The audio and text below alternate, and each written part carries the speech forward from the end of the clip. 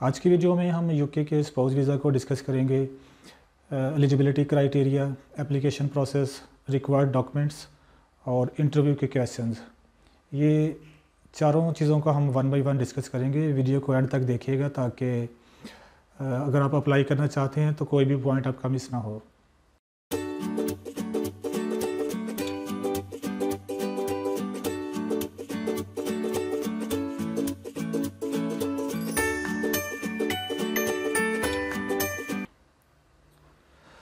बिस्मिल्लाहिर्रहमानिर्रहीम। अस्सलाम वालेकुम। Welcome to our YouTube channel way to travel private limited. आज की वीडियो में हम डिस्कस करेंगे यूके स्पाउस वीज़ा को कि जो मुकम्मल प्रोसेस है और इसके लिए जो एलिजिबिलिटी क्राइटेरिया होता है पहले वो डिस्कस करेंगे, फिर इसके लिए एप्लीकेशन प्रोसेस और जो रिक्वायर्ड डॉक्यूमेंट्स होते हैं, और लास्ट में जो इंटरव्यू क्वेश्चंस होते हैं जो आपको कॉल रिसीव होती है। वो कॉल आपको रिसीव हो भी सकती है और समटाइम्स वो कॉल नहीं भी करते, लेकिन अगर वो आपको इंटरव्यू की कॉल रिसीव होती है तो उसमें कौन कौन से क्वेश्चंस पूछे जाते हैं नॉर्मली, इन चीज़ों को हम वन बाय वन डिस्कस करेंगे। If you are new to this channel please do subscribe this channel and also press the bell icon so you can get automatic notification of upcoming videos. तो चलिए start करते हैं। इसमें सबसे पहले number पर हम यूके स्पाउस वीज़ा की एलिजिबिलिटी को डिस्कस कर लेते हैं कि कौन लोग अप्लाई कर सकते हैं। तो नंबर फर्स्ट पर है, to apply as a partner you and your partner both need to be 18 years old और ओवर। 18 ईयर्स की इसमें एज लिमिट होती है। सेकंड है, your partner must also either be a British national या फिर उसके पास इनडेफिनेट लीव टू रिमेन होनी चाहिए। और नंबर थर्ड पर है कि उसके पास रिफ्यूजी स्टेटस या humanitarian protection in the UK. इन दोनों में से कोई भी स्टेटस उसका यूके में होना चाहिए। और लास्ट में है कि you and your partner must intend to live together permanently in the UK after you apply. यानी अप्लाई करने के बाद आपकी जो इंटेंशन है वो ये होनी चाहिए कि आपने यूके में परमानेंट तौर पर रहना है। ये इसकी 3 पॉइंट्स हैं एलिजिबिलिटी के लिए। नेक्स्ट जो चीज़ है वो हम डिस्कस करते हैं कि रिक्वायर्ड डॉक्यूमेंट्स कौन से होते हैं। इसमें 2 तरह के डॉक्यूमेंट्स होते हैं। एक वो डॉक्यूमेंट्स हैं जो एप्लीकेंट ने प्रोवाइड करने होते हैं और दूसरे वो डॉक्यूमेंट्स हैं जो कि आपके पार्टनर ने प्रोवाइड करने हैं यूके से। तो जो डॉक्यूमेंट्स आपने जो कि एप्लीकेंट है उसने जो प्रोवाइड करने हैं उसमें जो डॉक्यूमेंट्स हैं उसमें नंबर 1 पर है आपका ओरिजिनल पासपोर्ट और सेकेंड नंबर पर copies of the photo page and any visa और entry stamps in your previous passports. ये इन सब की आपने फ़ोटो कॉपीज़ अटैच करनी होती हैं। और उसके बाद है आपका मैरिज सर्टिफिकेट। मैरिज सर्टिफिकेट आपका इंग्लिश वाला जो है वो होना चाहिए। वो आपकी जो यूनियन काउंसिल है वहाँ से आपको मिल जाता है। और आपकी जो शादी की पिक्चर्स हैं वो साथ आपने अटैच करनी होती हैं प्रूफ के तौर पर। और नेक्स्ट है proof of continuous contact with the partner like print outs of correspondence on WhatsApp और ईमेल। तो ये आप अगर आप 6 मंथ्स या 1 साल से अगर आप पार्टनर हैं तो आपकी जो भी कॉरस्पॉन्डेंस होती है व्हाट्सएप पर या ईमेल के थ्रू आप उसके पीरियोडिकली कुछ जो हैं प्रिंट आउट्स लेके वो साथ आप अटैच कर सकते हैं ताकि वो शो हो के आपकी जो डेट है उस पर शो हो रही होगी कि आप इतने अर्सा से इस तरह से आपस में जो है ना वो इन टच हैं। और नेक्स्ट है प्रूफ ऑफ इंग्लिश लैंग्वेज।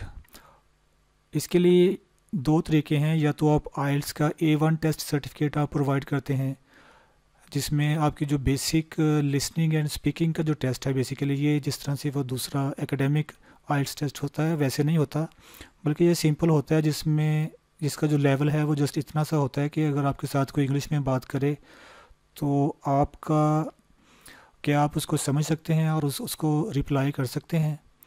ये बस बेसिक सा टेस्ट होता है, इसमें ये इतना ज़्यादा डिफ़िकल्ट नहीं होता। और अगर आपके पास ये नहीं है तो फिर आपको बैचलर, मास्टर्स या PhD की डिग्री या जो भी आपकी डिग्री है, जिस तरह MPhil हो गया, जो भी आपके पास डिग्री है उसकी आपने असेसमेंट करवानी होती है। यूके की एक ऑर्गेनाइजेशन है जिसका नाम है नारिक। ये उसका वेबसाइट एड्रेस है narik.org.uk। इस वेबसाइट पर आप जाएंगे, अपने जो डॉक्यूमेंट्स हैं वो आपने सेंड करेंगे, अपनी जो अटेस्टेशन जो यूनिवर्सिटी है वहाँ से भी आपने एक लेटर लेना होता है। तो वो यूनिवर्सिटी का लेटर प्लस आपकी जो डिग्री है वो आप उन्हें प्रोवाइड करते हैं, उनकी फ़ीस पे करते हैं। तो वो आपको एक सर्टिफिकेट प्रोवाइड करते हैं इक्विवेलेंसी का, जिसमें वो मेंशन करते हैं कि आपने जो अपनी कंट्री में एजुकेशन हासिल की है वो एक तो इंग्लिश में हासिल की है, और दूसरा ये कि ये कि उसकी जो वर्थ है वो यूके के बैचलर्स के बराबर है। तो इन दोनों में से आप कोई भी चीज़ जो है वो अटैच कर सकते हैं as a proof of English language. और उसके बाद है आपका ट्यूबरकुलोसिस मेडिकल टेस्ट रिपोर्ट।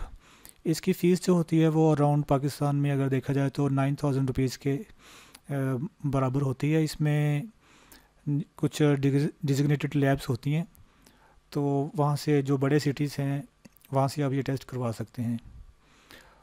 और नेक्स्ट है आपकी जो स्पाउस वीज़ा की फ़ीस है।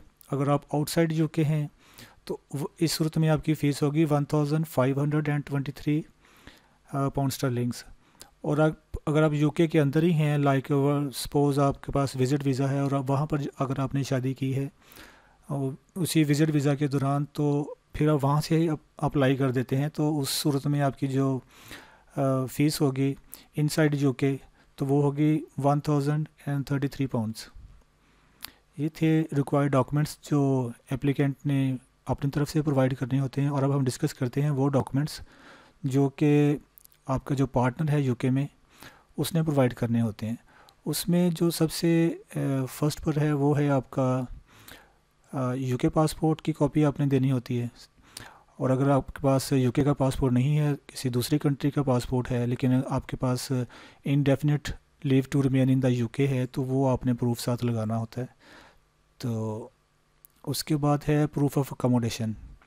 आपके पार्टनर की जो अकोमोडेशन है उसका प्रूफ उसने देना है, आया कि उसका अपना घर है वहाँ पर, या उसने अगर रेंट पर लिया हुआ है तो वो जो रेंट का जो कॉन्ट्रैक्ट है वो साथ लगाएगा। काउंसिल के डॉक्यूमेंट्स जो होते हैं वो साथ लगा सकते हैं। इलेक्ट्रिसिटी के जो बिल्स होते हैं, गैस के, यूटिलिटी बिल्स, वो आप साथ लगा सकते हैं। और थर्ड नंबर पर है आपकी चीज़ proof of income to bear the living expenses of the applicant. ये जो चीज़ है ये आपने प्रूफ करनी होती है कि जो आपका पार्टनर है उसकी जो इनकम है पर एनम वो 18,600 पाउंड्स से ज़्यादा है या 18,600 के बराबर है। अगर उसकी जो इनकम है वो थोड़ी सी भी कम होगी इससे, तो वो फिर आप उसके लिए एलिजिबल नहीं होंगे। और इसको प्रूफ करने के लिए जो डॉक्यूमेंट्स रिक्वायर्ड होते हैं उसमें आपकी 6 मंथ्स की जो सैलरी स्लिप्स है वो अपने साथ लगानी होती हैं, या आप अपना जो P60 फॉर्म होता है वो आप साथ अटैच कर दें। P60 फॉर्म बेसिकली एक ऐसा फॉर्म होता है जिसमें आपके पूरे जो टैक्स डिपार्टमेंट आपको प्रोवाइड करता है at the end of your tax year in UK, उसमें आपकी पूरे साल की जो सैलरी है उसकी डिटेल्स होती हैं, और जो आपका टैक्स पूरे साल में कटा है वो आपको फॉर्म के ऊपर मिल जाता है। ये एक बड़ा अच्छा एक फॉर्म होता है।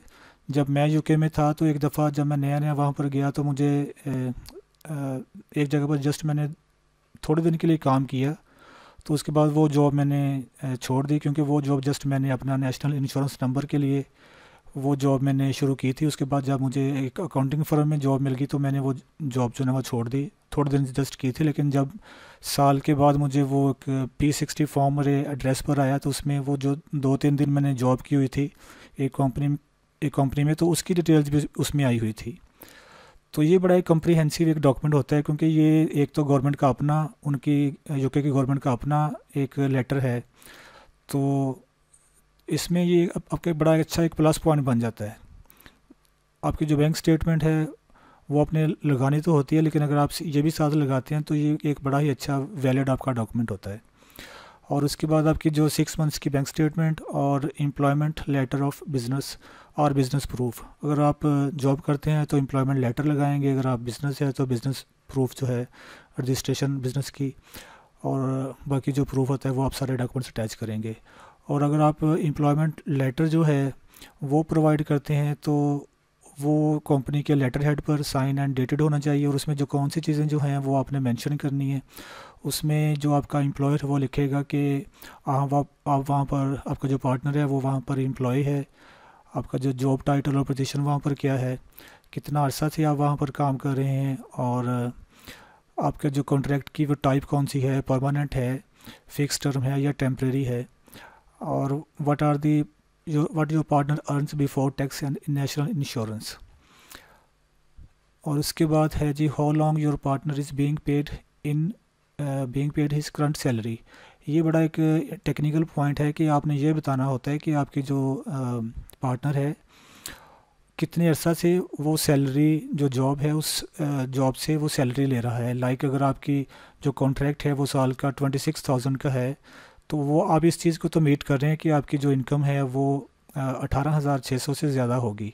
लेकिन अगर आपने अभी तक जस्ट 2 मंथ्स के लिए काम किया है और उसके बाद आप अप्लाई करते हैं तो वो वैलिड नहीं होगा। तो कम से कम इसका ये तरीका होता है कि आप 6 माह के लिए, अगर आपकी 6 माह की जो है वो आपने अपनी शो करनी होती है कि मैं वहाँ पर 6 मंथ से एटलीस्ट काम वहाँ पर मैं कर रहा हूँ। अगर आप 6 माह से कम काम करेंगे तो वो वैलिड नहीं होगा। और ये भी साथ मेंशन करना है कि जो पे स्लिप्स हैं वो जेन्युइन हैं, ताकि अगर कोई बाद में फेक डॉक्यूमेंट निकलता है तो वो होम ऑफिस उस एम्प्लॉयर जो है उन्हें वो पेनल्टी डालेगा। नेक्स्ट हम डिस्कस कर लेते हैं UK spouse visa application process को। जिस वक्त आपके जो सारे डॉक्यूमेंट्स हैं जो ऊपर हमने डिस्कस किए हैं वो आपके पास तैयार हो जाएंगे, इन हैंड होंगे आपके, तो देन आपने वीज़ा के लिए अप्लाई करना है। उसमें सबसे पहले आपने इसका जो फॉर्म है वो फिल करना है। उसकी जो वेबसाइट एड्रेस है वो www.gov.uk, इस वेबसाइट पर जाके आपने इसको फॉर्म को फिल करना है। उसमें आपने बहुत ख्याल रखना है कि कोई भी मिस्टेक ना आप कर जाएं, क्योंकि वो एक छोटी सी मिस्टेक है, अगर वो आप कर जाएंगे तो वो आपका जो वीज़ा है वो रिफ्यूज़ हो सकता है। ब्रिटिश एम्बेसी बहुत ही पिकी है, छोटी छोटी चीज़ों को पिक करके वो वीज़ा भी रिफ्यूज़ कर देते हैं। And if you feel you will make a mistake you can also apply through us. जो हमारा जो तरीक़ेकार है उसमें हम जो पूरे केस को लेके चलते हैं, उसमें आपके सारे डॉक्यूमेंट्स को हम पहले तैयार करवाएंगे, आपका वीज़ा ऑनलाइन जो है वो अप्लाई करेंगे, और आपका जो कवरिंग लेटर्स हैं, एफिडेविट्स हैं, वो हम तैयार करेंगे। आपके जो डॉक्यूमेंट्स अपलोड करने होते हैं वो भी हम खुद ही करेंगे। अदरवाइज़ जिस वक्त आप वीज़ा एप्लीकेशन सेंटर में जाते हैं तो वो आपसे फ़ीस चार्ज करते हैं। उनकी जो अपनी फ़ीस है उसके अलावा वो तकरीबन 4,000 चार्ज करते हैं सिर्फ डॉक्यूमेंट्स को अपलोड करने के लिए और स्कैन करने के लिए। वो सारा कुछ हम खुद ही करते हैं। और इसके अलावा जो आपकी अपॉइंटमेंट है वो हम आपको लेकर देंगे, जो कि आजकल बहुत मसला है अपॉइंटमेंट्स का। अपॉइंटमेंट्स बड़ी मुश्किल से मिलती हैं, तो वो भी हम खुद ही अरेंज करके देंगे। और आपकी जो लास्ट में जो प्रिपरेशन है इंटरव्यू के लिए, ये सारी चीज़ें हमने खुद आपको करके देनी होती हैं। फॉर्म फिल करने के बाद आपने वीज़ा एप्लीकेशन फ़ीस पे करनी होती है ऑनलाइन ही, और उसके बाद आपने अपनी अपॉइंटमेंट बुक करवानी होती है VSF ग्लोबल में बायोमेट्रिक्स और डॉक्यूमेंट सबमिशन के लिए। ये इसका मुकम्मल प्रोसेस है एप्लीकेशन का। उसके बाद है कि वीज़ा इंटरव्यू के लिए कौन से क्वेश्चंस हैं जो पूछे जा सकते हैं। वीज़ा इंटरव्यू के लिए जो क्वेश्चंस होते हैं वो मुख्तलिफ होते हैं, ये कोई फ़िक्स नहीं होते। ये समटाइम्स कॉल आ भी जाती है और समटाइम्स कॉल नहीं भी आती। तो वो जो जनरली जो क्वेश्चंस पूछे जाते हैं वो मैं आपको बता देता हूँ कि वो पूछते हैं कि what's your name of your father, mother and siblings, what's your date of birth, where do you live, what's name of your spouse and date of birth. और उसके बाद है जी when and where did you meet. और उसके बाद ये है कि जी when did your relationship start. और इसमें यह है कि आपकी शादी कब हुई थी। और उसके बाद है कि आपकी शादी में कौन कौन से लोग थे जिन्होंने उस शादी को अटेंड किया था। कोई भी यानी रैंडमली वो क्वेश्चन पूछ सकते हैं और वो दोनों के मैच होने चाहिए। और ये भी कुछ और क्वेश्चंस हैं, मैं ज़रा वीडियो को जल्दी सारी चीज़ें बता रहा हूँ कि इसमें वीडियो फिर लंबी हो जाती है। कि आपकी जो ये क्वेश्चन है कि जी can you speak English and what language do you speak to each other. इस तरह के कोई भी क्वेश्चन वो पूछ सकते हैं। और इसमें लास्ट में ये मैंने एक टिप लिखा है कि अगर आपके पास किसी चीज़ का आपको आंसर नहीं आता या आपको नहीं पता अपने पार्टनर के बारे में कोई चीज़, तो आप सिंपली उन्हें बता दें कि आपको ये देखें, simply say that you don't know for sure. और यू डू नॉट रिमेंबर। आप इतनी सी बात उन्हें कह दें, बजाय कि आप उन्हें उनके साथ कोई ऐसी बात कर दें या रॉन्ग आंसर दे दें जो मिसमैच हो जाए आपके पार्टनर की जो स्टेटमेंट थी। तो इससे बेहतर है कि आप जस्ट उन्हें ये कह दें कि आपको श्योर नहीं है या आपको याद नहीं है। तो ये थी आज की वीडियो। मैंने कोशिश की है कि कम टाइम के अंदर ज़्यादा से ज़्यादा चीज़ों को क्लियर कर सकूं, लेकिन अगर फिर भी किसी चीज़ की समझ ना आए तो आप नीचे कमेंट करके मुझे पूछ सकते हैं। नाज़रीन, विज़िट वीज़ा के ऊपर मैंने एक बड़ी डिटेल्ड वीडियो बनाई हुई है। अगर आपको विज़िट वीज़ा के हवाले से इन्फॉर्मेशन चाहिए तो उसका लिंक मैं आपको ऊपर आई कार्ड पर भी दे दूँगा और नीचे वीडियो के डिस्क्रिप्शन में भी आपको उसका लिंक मिल जाएगा। All right, thanks for watching, take care, अल्लाह हाफिज़।